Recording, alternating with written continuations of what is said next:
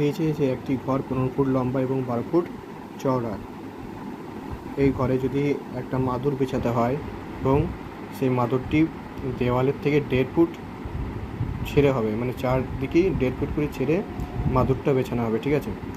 তাহলে যদি প্রতি স্কোয়ার ফুট মাদুরের দাম যদি 3 টাকা 50 পয়সা হয়, তাহলে মোট কত খরচা পড়বে? তাহলে চারদিকে যদি 1.5 ফুট করে আমরা বাদ দিই, তাহলে লেন্থ কত হবে? লেন্থ 15 ফুট ছিল, সেখান থেকে দুদিকে লেন্থে যদি বাদ দিই তাহলে 3 ফুট বাদ যাবে, মানে 12 ফুট। বেতো 12 ফুট ছিল, সেখান থেকে 3 ফুট বাদ দিলে 9 ফুট। তাহলে এই টোটাল যে আয়তকার এর ক্ষেত্রফল কত হবে? মাদুরের লেন্থ ইন্টু ব্রেথ মানে 108 ফিট স্কোয়ার হবে, ঠিক আছে। লেন্থ যেহেতু 12 আর ব্রেথ যেহেতু 9, তাই 108 ফিট স্কোয়ার ওর ক্ষেত্রফলটা হবে। এবং প্রতি একক ক্ষেত্রফলে 3.50 টাকা লাগলে মোট 378 টাকা খরচা পড়বে। এটাই অ্যান্সার।